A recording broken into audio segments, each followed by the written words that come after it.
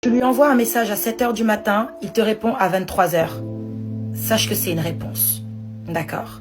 Quand tu l'appelles, plusieurs appels, c'est qu'il y a peut-être une urgence et qu'il ne te répond pas et qu'il ne te rappelle pas, c'est une réponse concernant ta place dans sa vie.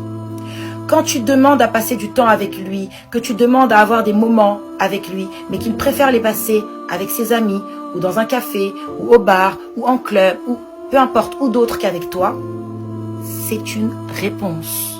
Oui.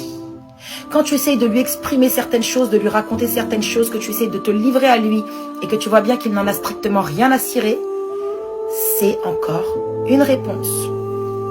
On n'apprend pas à un homme comment nous aimer. Un homme sait comment aimer lorsqu'il aime, d'accord? Si tu étais la bonne personne, si tu étais la personne qu'il avait choisi d'aimer, tu n'aurais pas eu besoin de lutter comme tu es en train de lutter. Tu n'es pas dans un couple, tu es sur un ring en train de faire du catch. On ne fait pas de catch pour forcer quelqu'un à nous aimer. L'amour, ça ne se force pas, ça ne se mendie pas. Quelqu'un qui t'aime, tu le verras. Tu le verras parce que il s'excusera de ne pas t'avoir rappelé plus tôt. Il te répondra quand tu as une urgence. Il te répondra à tes messages. Il n'attendra pas 23 heures. Il préférera passer du temps avec toi qu'avec ses amis. Et devine quoi? Pour tout ça, tu n'auras même pas besoin de lutter.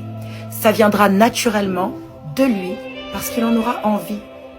Alors celui qui te répond à 23 heures alors que tu lui envoies des messages à 7 heures du matin, celui qui répond pas à tes appels alors que tu le harcèles et qui revient avec un « Coucou, ça va? Désolé, j'avais pas vu. » Ma belle, il est juste en train de profiter de toi. Alors, c'est vraiment ce que tu crois mériter? Tu crois vraiment mériter qu'on profite de toi et qu'on te jette?